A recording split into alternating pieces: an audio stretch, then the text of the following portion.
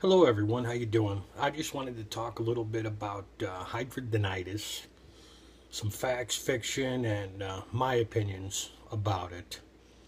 I've had it since I'm 16 and I'm 43 now, so I've had it quite a while.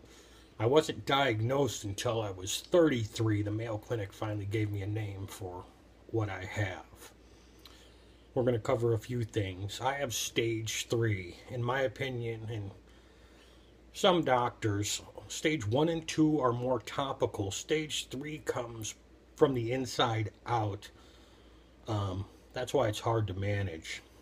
And what hidradenitis is, for people that don't know, it's kind of like cyst or boils, but it's different. They're huge. They're inside your body. And say you have one on under your arm, you can press on it. It'll create tunnels or tracks in your body, and it'll leak somewhere else, which is really weird and a strange feeling that I have every day when I drain these stupid things. And what I'll do, just a little bit off subject, but down below I'll put links to some of my other videos where you can see me changing bandages and squeezing these things and see what I'm talking about. First thing I'd like to cover is the pain. It's the most painful thing in the world. To me, obviously. It's one of the most painful diseases there is. And as I get older, 43, it's getting harder to cope. I don't know how I could be alive at 60 with this disease. I think it'll be impossible. Right now I'm managing the pain with Percocet. I take 6 of those a day, 10 milligrams, which is pretty strong, and it works while I'm on it, but as soon as it wears off, man, I'm in the worst pain. It's non-stop. So say it wears off in the middle of the night when I'm sleeping or whatever, the pain it's unbearable. I can't handle it. I also take 12 Advils a day on top of that for the inflammation and stuff. So for the pain, it's terrible. And the thing about it, like family or friends or people around you, they don't realize how much pain you're in because they can't see it. So they just assume you're full of shit or exaggerating or whatever. It's debilitating, man. When I get up in the morning, it literally takes me an hour before I can function. I got to take Percocet and some Advil before I could even move. And I'm only 43 years old. All the doctors told me you need to quit smoking, you need to lose all the weight, you need to eat right. I do all that. Quit smoking 2 years ago. And as a matter of fact, in the 2 years since I quit smoking, my HS is probably 5 times worse. And obviously smoking's bad. I'm not condoning smoking or anything. I'm just saying in my case, my HS got worse. As you could see by the videos I posted from a couple years ago till now, it's worse. My flare-up has been a year and a half without relief. Usually you'll get a flare, it'll go away for a month or two, a week, a day. Mine's been a year and a half, non-stop, constant pain, 24 hours a friggin' day. And it sucks. You know, I'm not depressed. I mean, it obviously sucks. It changed my life a lot. But I'm never going to give up. Hopefully someday they'll figure this out without me having to take all these Percocets and crap like that. Because now I'm addicted to the Percocet. And that's terrible. And I only take as prescribed. I don't go overboard. But I know, like, I'm addicted to them. That's the bottom line. And I just wish I could find something else to deal with the pain. So what I want to do is kind of answer some of the questions of some of the comments I've had on my videos and my other blog as well. Not specific questions that I remember specifically, but topics. One of the topics a lot of people say, why don't you have the removal skin graft surgery? I've had it in my waistline because I have HS in my waistline. When I was about 18, I had that completely removed. You know, the doctor, oh, you'll be great, and nothing will happen again. Within 2 years, it came back worse. It's worse than it was before. I think if you have HS, and I don't know, there's no fact to this or whatever, but it's in your skin. And I obviously have it in my armpits, my waist, my thighs, my buttocks. It's everywhere, almost down to my knees. So if you're taking skin grafts from my body, you're grafting something that's already has seeds planted of HS, so it makes no sense.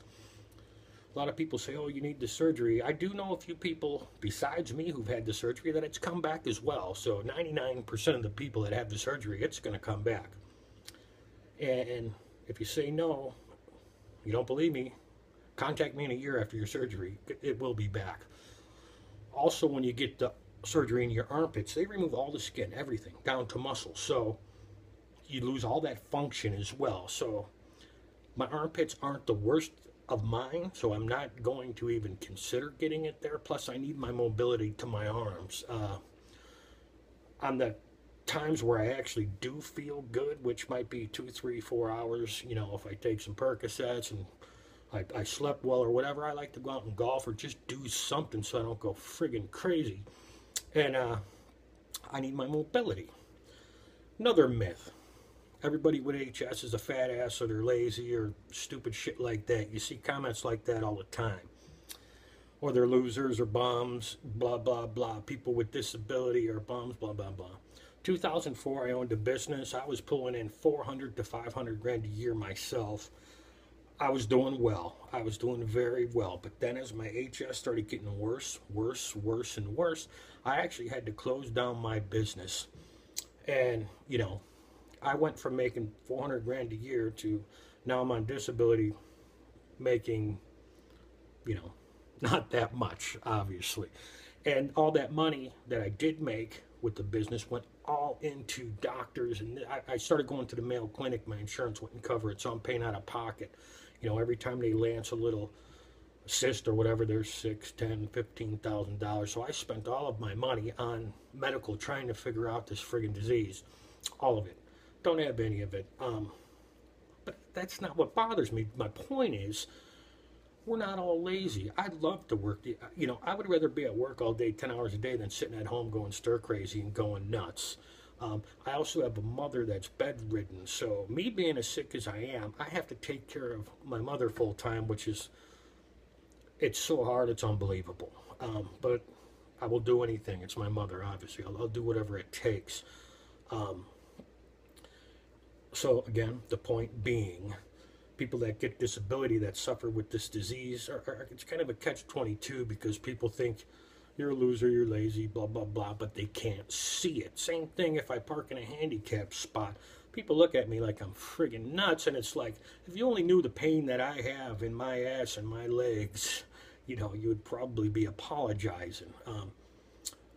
Okay. Enough with that subject. The next thing is my right butt cheek, which I'm going to post links to the videos that you can see. My HS is so bad in the last year, it actually went down into the lymph nodes into my right thigh, and those things swell. Right now, I'm feeling them. They're swollen to about the size of a golf ball. So that just adds another intense pain. It's incredible. Also, HS causes fevers. About 2 months ago, I'm not exactly sure on the date, I don't remember, but it's on my blog, and I'll put a link there as well. I was out actually golfing, not feeling so well, and it was about 100 degrees out, and I'm telling my friends I'm feeling cold, blah, blah, blah, so they bring me home. I had 105.8 fever. Never had it that high. Go to the hospital, you know, all my HS is flared like crazy. They put me in the hospital. I was in for a week. Another thing I'm going to touch now, which is the antibiotics. That's why I'm telling the hospital story. A lot of people think, oh, antibiotics don't work, it doesn't help, blah, blah, blah. In certain cases, in certain points it does, and some it doesn't. When I was in the hospital, they hook you up to the IVs, to the strong stuff. I can't remember the name of it, but I was on one for 3 hours, an hour off, then another one for 2 hours, hour off. I was on that for a week, and every cyst, boil, everything I had went down to pain-free, believe it or not. Only problem is it makes you really sick, your stomach, you want to barf, you feel like your body's going to explode. And that's not fun. So when I got home from the hospital, I was actually, for a whole week, everything was down, felt pretty good. But the problem is you can't take that at home. They won't give you that at home, and you can't take it all the time because you'll be sick. But the pain was down. So, pills, antibiotics. I do take cephalexin. I take 5 a day, and it does maintain it a little bit. If I didn't take it, my infections would probably be about 5 to 10 to 15% worse than they are now. And the reason I know that, I tried tests, took myself off for a week like an idiot, and everything gets 10 times worse. Every doctor is going to tell you something different. They don't all know what's going on. So that makes things really difficult. But like I said, I've had it since I'm 16 and I'm 43. My question is, how am I going to deal with this when I'm 50 or 60? Because I have to change the bandages 4 or 5 times a day. We're going on 1.5 years, 2 years at this flare, like I was saying. And it's just crazy, man. I can't leave my house for more than 5-6 hours. Even if I put 1,000 bandages on there, it will leak through because I'm leaking so much. It's incredible. And it also makes you kind of paranoid. You know, am I going to stink, or is it going to leak in somebody's car seat or somebody's sofa in their house, or this or that or whatever. But anyway, you know, I just wanted to cover that, especially the surgery question, because people tell me you need to get surgery, you need this. A lot of people tell me what I need, but they don't have the disease and don't know what they're talking about. I've had it almost my whole life. So I kind of know, you kind of figure out, you know, it's like a car that you have that barely works, but you know how to work it, you know, that type of thing. Like I said, I try to stay active. The healthy thing is a big part of my life. I lost a lot of weight. Like I said, I quit smoking. I eat better. I walk. I do this. I do that. And for me, things are worse. Oh, another subject. Glad I remembered this. I just read a book. Not going to tell you who it's by or whatever, but it's a thing called the paleo diet. They said you need to do that and it'll go away, blah, blah, blah. I did the book, followed it. For me, didn't work. People say you need to eat raw or you need to eat just this. I've tried everything, man. I went vegan for 2-3 months. I went fish for 3 months. I've just, everything you can think of, and nothing changed at all. Not 1% from all those changes I made reading all these books. But I do so much research, and I'm going to keep researching until I figure this thing out for myself. You know, back in the day, obviously, when I was first learning, I thought it was topical. I used every soap or this or that or cream, crap. None of that works. You know, you don't need antibiotic soap. None of that makes a difference at all. Zero. You know, and people will tell you, you'll see all kinds of posts with doctors saying this and that, but they don't have it, so they really don't know. Antibiotic soap for me does nothing, no difference from a regular bar of Ivory soap or whatever. So you just obviously got to stay clean. You know, a lot of people think that we're dirty because we have this. We must not bathe enough. Blah blah blah. You know, I take 2 showers a day like everybody else, scrub, clean everything, and it doesn't matter, man. That's the problem, though. You know, 5-10 minutes after a shower, I put my bandages on, starts leaking in my bandages. On certain days, it fucking stinks. Worse than others. Some days there's no smell. You know, there's a different colored discharge every day. It's crazy, man. But that point of the habit of the bandages, I just live with, I deal with. To me, it's normal. And obviously, I know it's not normal, but I'm not ashamed anymore. I used to be so ashamed, man. I'm not anymore. That's why I'm making these videos. I'm trying to create some awareness so the people with the bright minds, the doctors or the young medical students here or in England, you know, has a lot of this, and maybe somebody will figure this thing out so we can live without pain. I don't know. I know if you're watching this video and you live in pain 24/7, you know exactly what I'm talking about. And I'm not exaggerating. I could take some serious pain, man. I mean, after this, I could take a lot, you know.